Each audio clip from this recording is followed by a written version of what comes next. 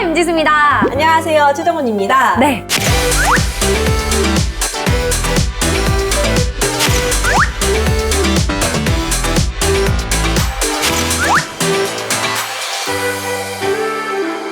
벌써 상상이 현실이 된다. 알케미스트 프로젝트 마지막 시간입니다. 너무 아쉬워요. 그쵸, 더 하고 싶죠. 그럼요.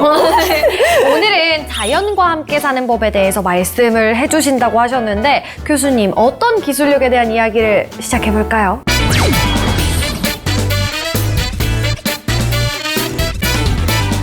결국은 아마 에너지 문제가 될 텐데요. 에너지. 그 에너지와 관련된 첫 번째 주제는 오프 더 그라운드에 대한 이야기예요. 오프 더 그라운드, 오프 더 레코드가 아니라 오프 더 그라운드.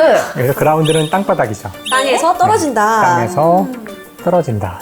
그 땅에서 떨어져서 움직이는 이제 운송 기관에 대한 가능성을 이야기할 텐데, 하늘을 나는 비행기? 하늘을 나는 것도 오프 더 그라운드긴 하죠. 근데 살짝 떠보려고 그래요. 네, 살짝만. 그 움직이는 것에 대해서 인류 역사를 보면은 큰 변화가 없었는데, 그 지금 문제 중에 하나는 이렇게 움직이는 것, 탈 것, 바로 내연기관을 이용한 자동차죠, 주로 도시에서는. 그 탈 것이 너무 많아지다 보니 저희가 움직임에 굉장히 어려움이 많죠. 맞아요. 오늘도 여기 오는데 어찌나 차가 막히던지. Traffic jam. No. 퇴근 시간 피해 다녀야 돼요. 그래서 지금 이제 그 문제를 해결하기 위한 많은 아이디어들이 나오고 있는데요. 일단 이번 그 알케미스트 프로젝트 가운데 하나가 바로 오프 더 그라운드. 그래서 이거는 비행기는 아니고요. 비행기도 물론 탈 것이긴 하지만 지금 도시에서 이용할 수는 없으니까 살짝 떠서 움직이는 거죠. 살짝 떠서 움직이는 것이라면은 한 몇 미터 정도 떠야지 살짝일까요? 글쎄요, 현재 이것을 실제 이제 구현한 기술들도 있는데요. 그런 것들은 한 10cm 정도 떠 있는 것 같아요. 10cm. 현재 구현된 기술들은요. 뜨기 위해서는 어떤 방법이 있냐면은 여기는 이제 물리학이 들어가게 되는데요. 결국 중력이 우리를 아래 방향으로 끌어당기기 때문에 우리가 하늘로 날아오르지 못하는 거거든요. 결국은 중력을 이겨낼 수 있는 다른 추가적인 힘이 있어야 하는데 우리가 그 힘을 양력이라 그래요. 양력. 그래서 양력을 얻는 방법은 아주 빠르게 움직이거나 그게 비행기가 그렇게 하는 방법을 사용하죠. 또는 땅바닥을 향해서 뭔가를 쏘면 돼요. 분사를 하는 건데, 그래서 분사를 하는 방법 가운데는 로켓 같이 막 화염을 분사하면서 날아올 수도 있고요. 헬리콥터 같이 이제 바람을 돌려서 분사해서 올라갈 수도 있어요. 또는 자석을 이용해서 떠오를 수도 있어요. 지금 말한 것들은 다 이미 구현되어 있는 것들이죠. 그래서 오프 더 그라운드라는 기술도 역시 이것들을 다 사용할 수 있는데, 현재 구현된 것은 바람을 이렇게 이용하는 거죠. 그래서 그 밑에다가 작은 선풍기를, 팬을 달아요. 팬을 쫙 달아가지고 전기로 작동되는 팬을 아래쪽으로 바람을 윙 하면은 살짝 떠오르겠죠. 그 위에 사람이 올라탈 수 있어요. 오, 이 정도 크기면 사람이 누울 수도 있겠는데요? 진짜요. 요런 걸 타고 뭔가 출근한다면 진짜 세상 힙해라. 우리 주위에 그게 안 보이잖아요. 네, 왜 없는 거죠? 그러니까 이미 이게 있는데. 문제가 아주 많은 거죠. 여전히 아직 문제가 많아요. 가격이 너무 비싸요. 얼마 정도인지 아세요? 가격이 처음에 나왔을 때는 2만 달러니까 한 2천만 원이 넘었죠. 근데 지금은 가격이 떨어져서 한 15,000달러라 그러거든요. 그러니까 문제는 가격이죠. 가격이고, 이것은 아래쪽으로 이렇게 바람을 쏘는 것이다 보니 주변에 있는 사람들이 기분이 좋진 않아요. 날아갈 수도 있겠네요, 얘가 나가면은. 뭐 먼지가 날아올 수도 있거나. 잘만 조정되면 미래 청소부가 사용할 수도 있겠는데요. 바람을 괜찮은데, 통해서? 가을 괜찮아요? 같은데, 낙엽 치울 때 이걸 타고 다니면 나쁘지 않은 것 같아요. 2천만 원이라니까요. 아니, 나중에 싸질 거잖아요. 그죠? 보급된다면. 상상은 자유잖아요. 그렇죠. 그래서 아무튼 이런 기술이 있다면 뭐 사실 재미있을 수 있겠죠. 여러분 그 백투더 퓨처라는 영화를 보시면 거기 호버보드라 그래서 사람이 떠서 움직이는 보드가 나와요. 미래 사회에 대한 얘기를 할 때 나오는데요. 일반인들이 그냥 길거리를 다닐 때 쓸 수 있을지는 잘 모르겠는데 여러 가지 문제점들이 있기 때문에, 하지만 특별하게 사용될 용도들이 있을 거라고 생각합니다. 그래서 오프 더 그라운드에 대한 연구가 이번 알케미스트 주제 가운데 하나로 되어 있습니다. 정말 우리의 그 교통수단을 2차원 평면에서 이제 3차원으로 확장시키는 게 바로 이 오프 더 그라운드네요. 이런 기술력이 우리 생활에 접목되면 굉장히 놀라운 세상이 될 것 같은데 사실 이 자연과 함께 살아가는 방법 중에서는 다른 많은 것들도 있잖아요. 전기차, 수소차. 사실 요즘 주가도 굉장히 이슈가 되고 있습니다. 요거 얘기 빼놓을 수가 없거든요. 사실 탈 것이 나왔기 때문에 당연히 전기차 이야기가 나올 수밖에 없어요. 미래의 바로 자동차는 전기차일 텐데요. 여기서 우리가 잠깐 짚고 넘어갈 게 뭐냐면은 화석 연료라는 것이 뭐냐면은 또 원자 이야기로 갈 수밖에 없는데 그래서 알키미스트죠. 결국 탄소예요. 탄소. 네. 탄소로 돼 있는 물질이 화석 연료입니다. 탄소라는 것은 탈 수가 있는데 우리가 타는 것을 좀 어려운 용어로 연소라 그래요. 탄다는 것은 여기 탄소로 돼 있는 화합물이 있어요. 여러 가지 종류의 탄소 화합물이 있는데 이 탄소 화합물이 산소, 그 중요한 산소. 네. 우리가 호흡할 때 그렇죠. 네. 산소가 있는데 여기 산소가 계시죠? 예. 산소와 이 탄소 이 두 화합물이 결합하는 것을 연소라고 합니다. 그러면 부산물로 뭐가 나오냐면은 부산물로 탄소와 산소가 결합하여 이산화탄소가 되고 그렇죠? 그다음에 이 탄소 화합물에는 반드시 수소가 있어요. 그 수소와 산소가 결합하여 물이 됩니다. 네. 그래서 이것이 연소 반응의 핵심이에요. 사실 여기서 에너지가 나오는 이유는 사실은 수소 때문이에요. 탄소 때문이 아니라 탄소는 뼈다귀, 그 화합물의 뼈대를 이루고 있고 그 주위에 있는 수소들이 산소와 결합하면서 에너지를 내는 게 사실 연소 반응이에요. 생각났어. 중학교 때 생각났어요.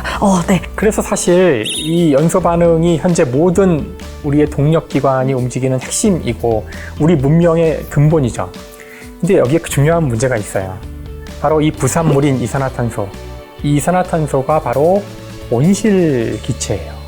태양에서 온 빛을 더 많이 흡수를 하여 지구의 온도를 높일 수 있는 그런 능력이 있어요. 못 나가게 온실 기체들이 이제 열을 갖고 있는 거잖아요, 에너지를. 처음에는 별게 아닌 줄 알았는데 아마 여러분이 지금도 이제 뉴스에서 보시고 하시겠지만 이제 우리가 이것을 기후 위기라고 부릅니다. 맞아요. 이런 것들을 막기 위해서는 온도를 우리가 높이는 걸 막아야 되고 이 연소 반응이 일어나는 이 내연기관의 작동을 멈춰야 된다, 줄여야 된다는 그런 많은 그 이야기들이 나오고 있는데요. 그래서 나온 에너지원이 바로 수소 에너지예요. 정말 그 온실가스를 만드는 탄소는 빼고 진짜 에너지가 나오는 수소만 쓰자는 거네요, 이게. 아까 제가 이야기한 반응을 잘 생각해 보시면 탄소는 뼈다귀에 불과하고 에너지를 만드는 건 수소와 산소라 그랬잖아요. 그럼 아예 탄소를 없애버리면 어떨까? 그래서 수소를 에너지원으로 하면은 이것의 부산물은 물밖에 없어요. 와. 그래서 이제 수소를 기반으로 한 수소 경제라는 이야기가 나와서 수소를 마치 에너지원처럼 충전을 시키면 그 수소를 뽑아서 그거를 연소시켜서 에너지를 얻는 그런 수소차, 이제 이런 것들이 현재 정부에서 추진하고 있는 새로운 에너지 사업 중에 하나인데요. 여기에는 중요한 딜레마가 하나 있어요. 또 뭐가 있죠? 항상 모든 게 다 좋을 수는 없어요. 또 피해가 있군요, 뭔가에. 폐해가 있는 게 아니라 수소가 공짜로 존재하지 않는다는 거예요.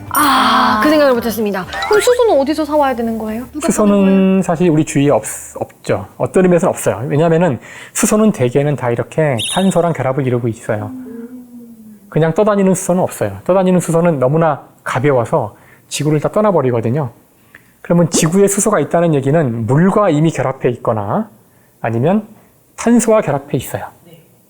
그러니까 우리가 수소를 쓰기 위해서는 이걸 다시 분리해야 되는데 이걸 분리하려면 첫 번째 거, 탄소와 결합된 수소를 분리한다는 건 그 자체가 아까 얘기한 연소 반응이에요. 그러면은 물론 자동차를 쓰는 사람은 깨끗한 수소를 쓰겠지만 어디선가에는 그걸 분리할 때 이산화탄소가 나오겠죠. 그렇죠. 의미가 없네요, 그럼 이걸 하는. 결국은 의미가 없죠. 그러니까 도시는 깨끗해질 수 있어요. 도시는 지금보다 자동차들이 매연을 이산화탄소 없이 내뿜으면서 움직일 수 있겠지만 결국에 지구 어딘가에 있는 거잖아요, 그게. 또는 물을 분해할 수 있는데 물을 분해해서 또 붙이면은 뭔가 이상하지 않으세요? 아까 물이 대기 위에서 붙으면서 에너지가 나왔는데 아, 그럼 에너지 평형을 생각했을 때 이득이 없는 이득이 없어질 수가 있죠. 그러네요. 왜냐면 이거를 뜯을 때도 에너지가 드니까 뜯은 만큼밖에 다시 못 내가 얻는다. 500원을 네. 벌었는데 500원을 벌기 위해서 500원을 줘야 돼요. 아니 그럼 지금 우리가 얘기하는 게 지금 너무 바보 같은 거 아닌가요? 그럼 어떻게 해야 그럼 된다는 어떻게 거예요? 어디서 수를 얻어야 될까요? 그래서? 그래서 알케미스트에서 해야 되는 일은 그래서 네, 그래서 이산화탄소 CO2가 없는 CO2 프리 수소 생산하는 방법을 찾아야 돼요. 아 이거 진짜 어렵겠는데요. 한 우리는 할수 10년, 20년 걸려서라도 찾으면 되죠. 상상은 현실이 됩니다. 우리는 상상을 했어요. 이제 현실로 이제 만들어야죠. 전혀 안 나올 수는 없겠지만 최소한으로 하면서 하는 수소 공정을 만들고 할 수 있다면은 그러면은 좀 더 좋은 사회가 좀 더 깨끗한 그 에너지를 쓰는 사회가 올 텐데 쉽진 않을 텐데요. 아주 중요한 프로젝트라고 생각합니다. 우리가 이제 수소차에 대한 얘기를 해봤어요. 근데 이런 것들 말고도 또 그 외에 자연 친화적으로 또 많은 기술들이 있잖아요. 특히 알케미스트 프로젝트에서 집중하고 있는 무언가가 있을까요? 인공 에코푸드라는 게 있어요. 인공 네. 에코푸드. 그게 그 인공으로 음식을 만들어 보자는 거거든요. 그럼 뭐 저희가 뭐 이전 화에도 얘기했던 뭐 3D 프린터로 음식을 만들어서 생산을 할 수도 있는 거고 이런 느낌인 건가요? 그런 느낌에 가깝다고 할 수 있겠죠. 네, 가깝다고 할 수 있는데요. 일단 이것이 왜 자연 친화적인지를 생각해 보자면은 지금 현재 그 저희가 고기를 많이 먹잖아요. 네. 저 너무 좋아해요. 어제도 먹었는데. 미디어. 제가 어릴 때는 그 닭고기도 한 달에 한 번 먹기가 쉽진 않았고요. 그다음에 소고기 같은 거는 진짜 연중 행사로 먹는 고기였다고 생각되는데 언제부턴가 우리가 일주일에 뭐 거의 날마다 고기를 먹게 됐어요. 고기를 먹는 게 죄는 아니잖아요. 제가 아니에요. 네. 제가 아니에요. 제가 죄라는 거 얘기하는 게 과연 이 아니라 많은 고기가 어디에서 왔는가? 그렇죠. 바로 그 얘기죠. 그 많은 고기는 어디서 왔는가. 지금 현재 지구상에 있는 대형 포유류 가운데 가장 많은 숫자의 개체를 갖고 있는 것이 닭입니다. 닭이 1년에 한 죽는 그러니까 인간이 먹기 위해서 죽이는 닭의 양이 600억 마리라 그러는데 그러면 한 명이 대충 10마리 정도 드시잖아요, 1년에. 더 먹는 것 같아요. 네. 그렇죠? 제가 좀 평균을 끌어올린 것 같습니다. 그다음에 소도 그렇고 소도 이제 몇십억 마리가 될 텐데 그러니까 현재 지구상에 존재하는 대형 포유류가 얼마나 되는지를 찾아보면 대개는 인간이거나 인간과 관련 있는 가축이 다예요. 이게 거의 90%, 95% 이상이 그렇고요. 진짜 나머지 기린, 코끼리 뭐 할 거 없이 다른 동물들은 정말 존재조차 미미한 그러니까 지구는 인간과 인간이 먹는 동물로 꽉 차 있는 거죠. 자, 그러다 보니 이 많은 가축들을 그 제대로 잘 키우면 좋을 텐데 싸게 키워야 되기 때문에 공장식으로 키웁니다. 맞아요. 닭들도 평생 그 양계장 그 칸을 못 벗어나고 맞아요. 죽는다고 그러더라고요. 땅을 못 밟아본대요. 아주 비동물적인 이란 말이 무슨 뜻인지 모르겠지만 굉장히 안 좋은 환경에서 살게 되는데 물론 그게 그냥 마음 아픈 일이라면은 모르겠어요. 그냥 감정의 문제일 수도 있겠지만 바로 그런 환경이야말로 병균이 가장 좋아하는, 세균이 가장 좋아하는 환경이에요. 그래서 자꾸 인수공통 전염병이라 그러는데 그 포유류에서 있었던 질병들이 자꾸 인간한테 넘어와서 문제가 생기는데요. 그중에 대표적인 것이 바로 코로나 바이러스 같은 거죠. 인간한테 가까이 있는 근처에 있는 동물들이 아주 안 좋은 환경에 많이 있기 때문에 또 한편으로 그 세균들도 먹고 살아야 되는데 바이러스도 그들이 먹을 수 있는 생명체가 별로 없어요. 대부분 다 사라졌고요. 인간 아니면 가축이죠. 그러니까 모든 세균의 공격 목표가 우리가 되는 겁니다. 결국은 인간이 지구상의 모든 생명체, 특히 이 포유류들을 다 없애고 우리만 남음으로써 우리를 공격에 노출시킨 거라고 볼 수도 있어요. 그리고 더 나아가서 인간조차도 밀집해 있고 동물도 밀집해 있고 그래서 사실 그 동물을 저렇게 우리가 해서 고기를 얻는 것이 최선인지에 대한 고민 끝에 나온 프로젝트라고 생각해요. 그래서 이미 많은 시도가 이루어지고 있는데 즉 직접 생명체를 키워서 그 동물을 도살해서 고기를 얻는 것이 아니라 인공적으로 고기를 만드는 건데요. 물론 우리가 지지난 시간에 얘기했던 프린팅 기술로 할 수는 없고요. 그렇게 하기엔 너무 느려서 그래서 줄기세포를 이용해서 동물 전체를 키워내지 않고 특정한 부위만 닭다리만 만들고 이런 거예요? 닭다리파구나. 닭가슴살파. 그럼 예. 같이 먹으면 딱 아, 좋겠네요. 딱이네. 오늘 끝나고 어떡해요? 우선 그 처음 개발된 것들은 일단 그 화학적으로 조성을 연구를 해가지고 지금 가장 중요한 음식 가운데 하나가 달걀이거든요. 달걀. 달걀 노른자를 그대로 모사할 수 있는 노른자의 성분만 잘 추출해서 그걸 화학적으로 합성해서 만들어진 비욘드 에그라는 그런 식품이 있어요. 아, 그게 벌써 나왔어요? 네, 저도 들어본 것 같아요. 아, 진짜? 달걀을 안 쓰고 마요네즈를 만든다고 맞아요. 그러더라고요. 그것은 마요네즈를 만드는데 실제 마요네즈를 만들기 위해서 닭을 키우고 계란을 얻어서 이렇게 하지 않고 오로지 노른자만 합성할 수 있다면 좋지 않을까요? 모르겠어요. 네, 그런 기술도 있었고요. 그다음에 우리가 좀 전에 얘기했던 닭다리까지는 아니었지만 그 젖소의 목덜미 그 근육 조직을 생장시키는 데 성공을 했었거든요. 2013년 네덜란드가 낙농의 국가잖아요. 그래서 이미 많이 연구가 진행되고 있는데요. 이와 같이 특정한 어떤 부위, 배양 닭고기, 배양 우유 이렇게 실험실에서 그냥 세포를 가지고 증식을 해서 고기를 얻을 수 있다면 그렇게 굉장히 비동물적인 환경에서 엄청나게 공장식으로 키우는 그런 동물 사육을 막을 수 있지 않을까. 특히나 이렇게 동물을 대규모로 키우는 데에는 단순히 이런 세균의 문제만 있는 것이 아니라 거기서 엄청난 온실가스도 만들어져요. 이들도 다 살아가는 생명체이고 끊임없이 CO2를 배출하고요. 막대한 토지가 필요하고요. 그다음에 물이 엄청나게 쓰인답니다. 물이 거기 들어가는데 이와 같이 배양을 하게 되면 아주 최소한의 아까 말한 그런 수많은 문제들을 없애는 방식으로 고기를 얻을 수 있기 때문에 바로 이 인공 에코푸드야말로 어떻게 보면은 우리가 가야 될 미래의 고기 산업일지 모르겠는데 현재의 가장 큰 문제점은 비싸요.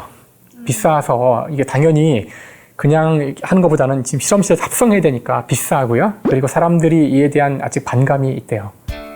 왠지 모르게 이제 인공이라는 말이 들어가면 안 좋게 느껴지는 게 있잖아요. 이게 환경에 다 도움을 주기 위해서 한 건데도 불구하고 이게 진짜 동물이 아니라 실험실에서 만든 거면 몸에 안 좋지 않을까 이런 느낌적인 느낌이 조금 드는 것 같아요. 어떠세요? 그게 그런 거죠. MSG. 딱 쉽게 말씀드리면 천연 조미료를 만들려면 버섯도 다지고 새우도 말리고 정말 너무나도 힘든 과정이 필요하거든요. 맞아요. 근데 그 MSG 만들면 어쩜 이렇게 맛이 좋지?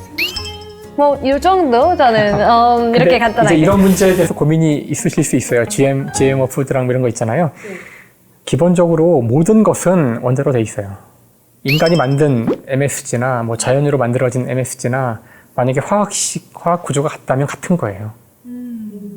물론 이제 GM 푸드에서 이제 걱정하는 부분들은 우리가 제어하지 못하는 원자량이 너무 작아서 모든 걸 제어할 수 없으니까 그런 것 때문에 걱정하시는 건 알겠지만 사실 단순히 걱정이 없고 위험이 없다는 것이 증명됐음에도 걱정한다면은 그거는 사실 문제라고 저는 생각해요. 그래서 이 문제도 사실 여전히 많은 논란이 있을 수 있겠지만 글쎄요. 그렇게 가혹한 환경에서 동물을 키우지 않을 수 있는 기술이 있다면 그쪽으로 연구를 더 하는 것도 중요하지 않을까. 그래서 제가 이 파트에서는 박준신의 시 한 구절을 이야기하고 싶은데 거기 이런 구절이 있어요. 사람이 새와 함께 사는 법은 새를 새장에 가두는 것이 아니라 마당에 나무를 키우는 것에서 시작한다. 맞네요. 그러니까 우리가 지금 과학기술로 이 과학기술의 문제를 해결하려고 노력을 하고 있는데요. 사실 그게 전부가 아닐 수도 있어요.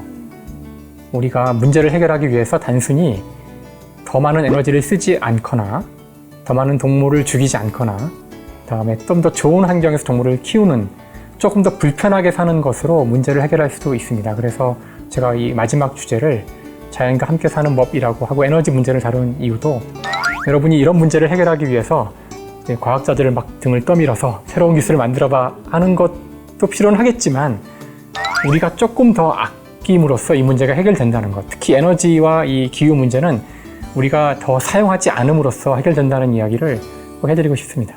오늘 벌써 이렇게 마지막 시간이 거의 다 끝나가는데요. 지금 저희가 3번에 걸쳐서 알키미스트 프로젝트에서 다루는 주제들에 대해 얘기를 해봤잖아요. 그러면 오늘은 마지막 시간인 만큼 이 알키미스트 프로젝트가 갖고 있는 의미에 대해서도 한번 짚어보면 좋을 것 같아요.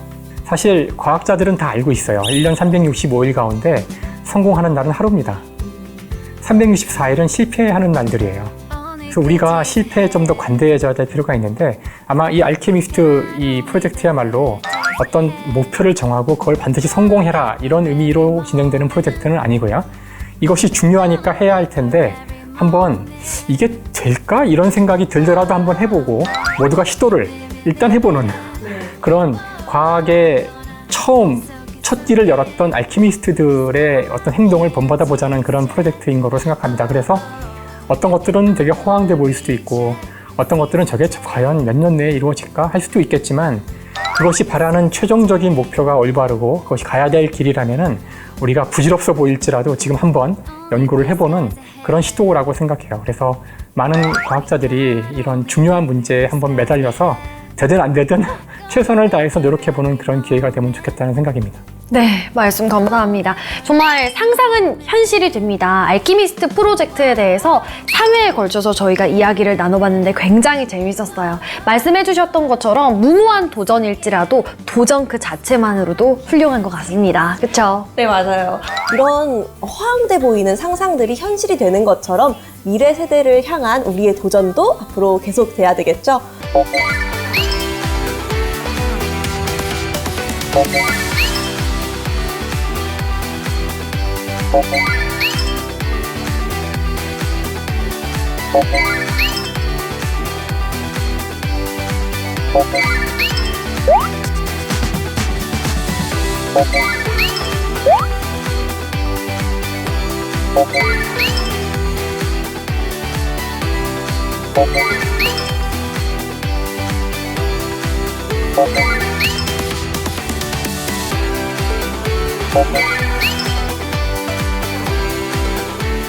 네, 지금까지 알키미스트 프로젝트에 대해서 알아봤습니다. 여러분, 알키미스트 프로젝트에 대해서 많이 관심 가져주세요. 안녕!